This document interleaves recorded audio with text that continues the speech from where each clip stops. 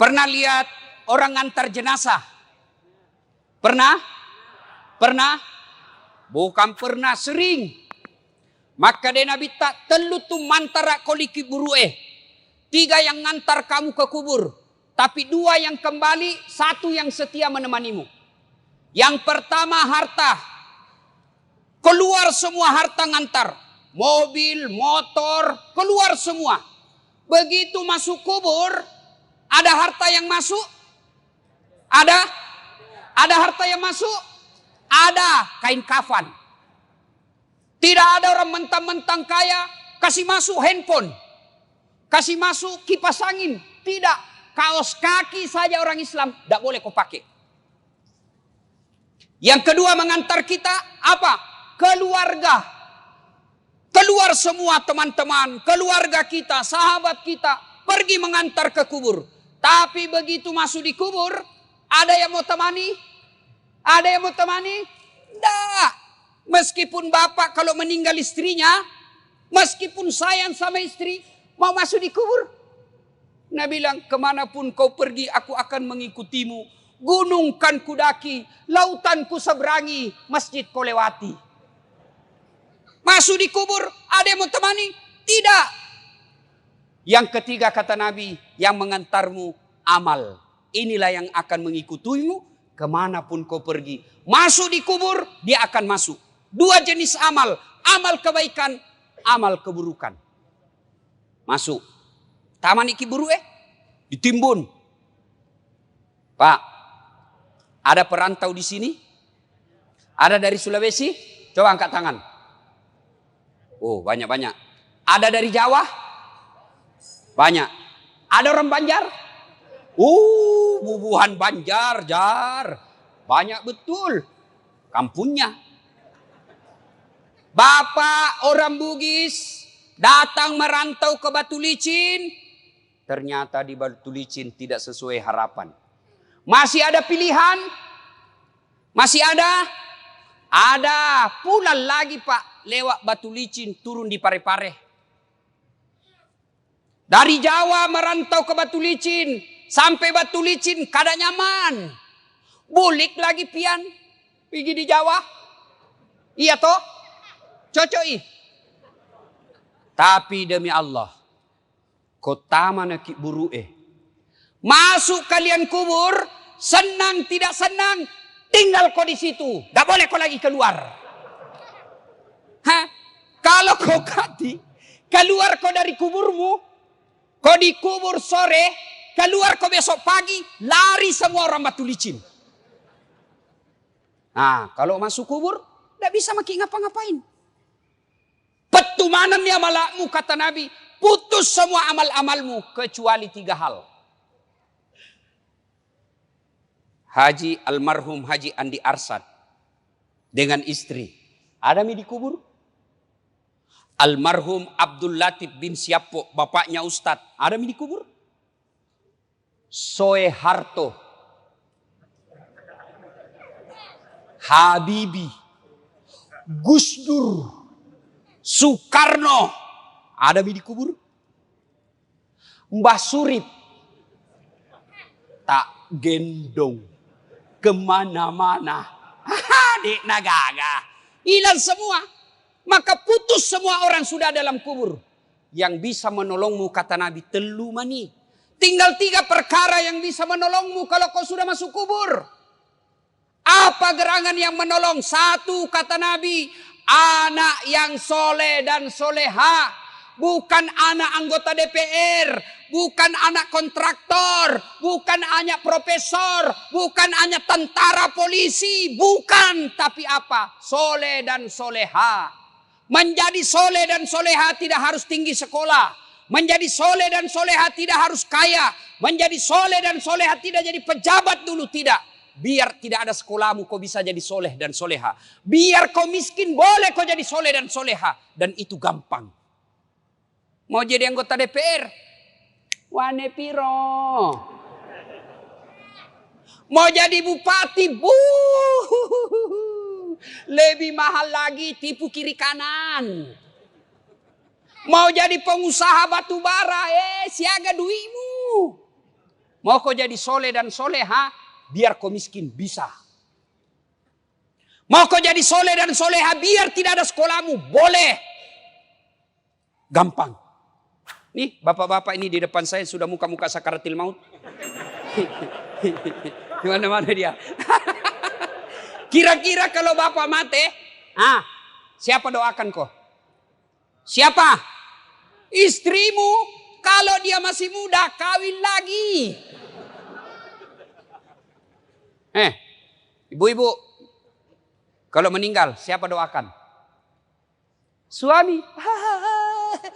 Mak bene sih. Siapa yang doakan kita? Anak. Saya ini contohnya. Kakak saya. Jarang saya doakan. Nah minta doakan Kak De. Itu pun kalau saya ingat. Tapi siapa yang selalu saya doakan di sujud terakhir saya setiap sholat. 5 waktu saya selalu sujud. Saya di ujung sujud saya selalu berdoa. Allahumma ghafirli wali walidayya warhamhuma kama rabbayani shaghira. Dan saya merasa almarhum Abdul Latif termasuk bahagia di kubur. Kenapa? Karena saya setiap sujud bukan diriku kudoakan tapi bapakku.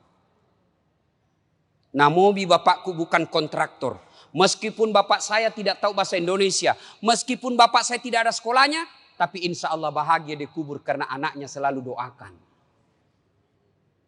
Nih bapak-bapak kalau mati ki, mau ki lihat bagaimana nasib tak dikubur, lihat anakmu sekarang, lihat anakmu. Kalau anakmu malam Jumat kau intip, baca Yasin di dalam kamar, harapan. Pagi-pagi, siapa buka pintu itu? Intip, tahu wah. Anaknya yang bungsu buru-buru ke masjid. Harapan no. Anakmu pergi main futsal jam 5. 10 menit sebelum menjalan, lari-lari pulang cepat rumah. Kenapa? Dia mau tunggu sholat jamaah maghrib di masjid. Harapan Pak, meskipun kau cuma ngontrak-ngontrak. Biar anakmu tinggi sekolahnya. Banyak uangnya. Banyak istrinya. Tapi tidak pernah sembahyang. Macilaka kok. Pintar bahasa Inggris Ustaz. Apa hebatnya pintar bahasa Inggris? Nah bilang jago sekali anaknya itu Ustaz. Masih SD pintar bahasa Inggris. Nah banyak anak-anak pintar bahasa Inggris. Nggak percaya pergi kok di Inggris. Itu anak-anak di Inggris Pak. Bahasa Inggris semua. Apa kalau dia pintar bahasa Inggris? Memangnya kalau dia pintar bahasa Inggris berdoa pakai bahasa Inggris. Oh my God. Please help me my mother. Bleh. Pasti bahasa Bonjar juga. Bujur. Maka Pak Bu, yang bisa menolong Bapak seketika kubur, anak yang soleh dan soleha. Yang kedua, yang bisa menolong kita ketika sudah masuk di kubur, apa? Sedekah. Nih, bapak-bapak yang banyak cincinnya. Jamrud, ruby. Pak Sudian, mahal jamnya. Kalau pian mati, siapa pakainya itu?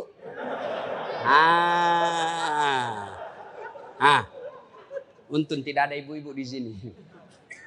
Saya bilang sama ibu, halo ibu-ibu ini istri-istri orang kaya. Kalau kau mati siapa yang pakai cincinmu? Siapa yang pakai gelangmu?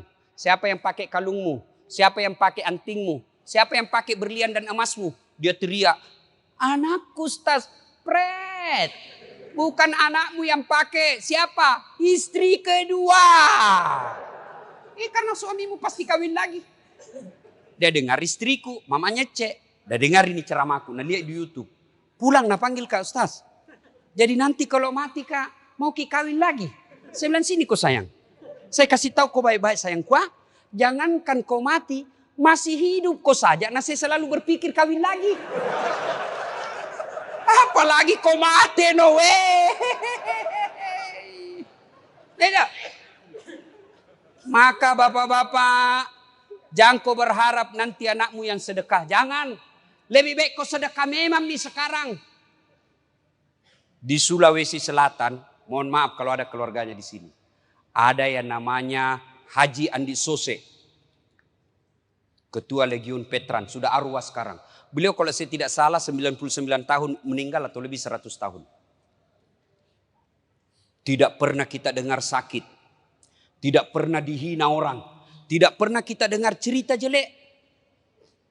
Hebatnya 165 masjid dia bangun di Sulawesi. Kalau Bapak ke Sulawesi Selatan, ada Bapak lihat masjid 45, itu beliau yang bangun. Kira-kira di Batu Licin ini, Tanah Bumbu, ada orang membangun 165 masjid. Tidak ada pipa. Dan tidak pernah kita dengar bangkrut. Maka Bapak kalau susah hidupmu, kenapa ini saya miskin terus? Karena tidak mau kau bersedekah. Bagaimana mau bersedekah na miskin? Bersedekah kau supaya kaya kau. Jangan kau tunggu kaya baru bersedekah. Sedekah itu tidak selalu fulus. Ada masjid dibangun. Ada dengar di komplek kita masjid dibangun. Sedekah kau. Yang kaya sedekah kau dengan semen, besi, tembok, semen. Yang pejabat sedekah kau dengan tanda tanganmu.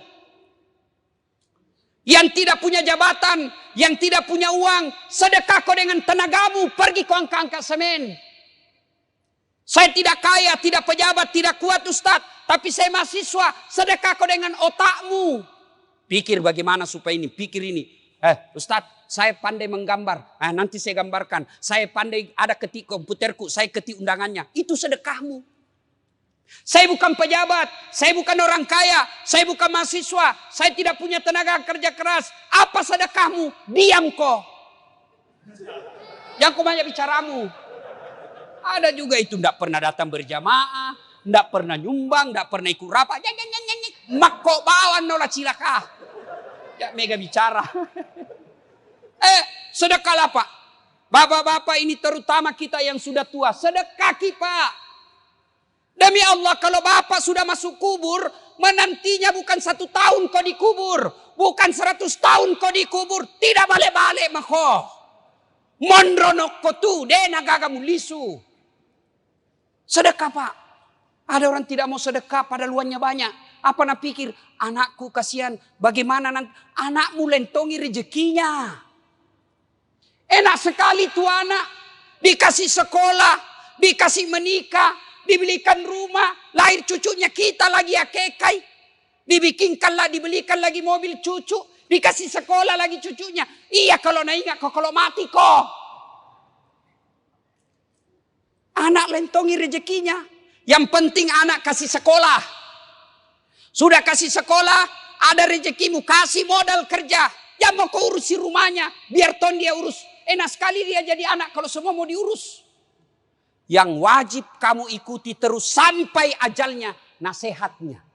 Nasihati sampai ajalnya tiba. Tapi rezeki biar dia urus dirinya. Enak, sudah mau kau kasih sekolah. Sudah mau kau saya kasih modal. Wayalemu, ini harta yang saya kerja. Sudah mau kau kasih warisan, bagianmu sudah ada, saya mau nikmati, saya mau bangun masjid. Saya mau nikmati, saya bangunkan panti asuhan, saya bikinkan anak yatim rumah, supaya saya enak ton di kuburku. Yang ketiga, yang bisa menolong kita ketika sudah masuk alam kubur, ilmu yang bermanfaat.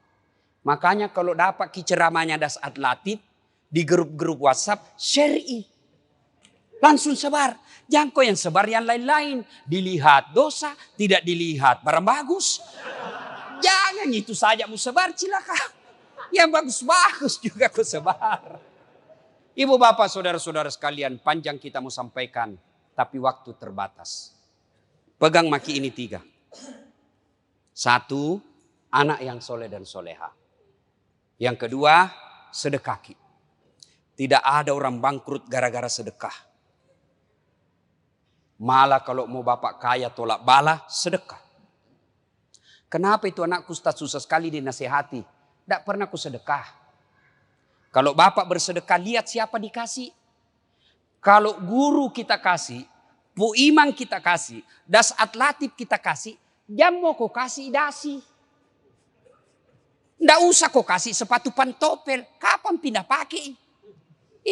Ustaz Pak Imam pakai dasi kupu-kupu. Apa kasih puimang? Kasih sarung dengan amplop. Tapi kasih tong isinya. Tidak ada gunanya amplop kalau tidak ada isinya.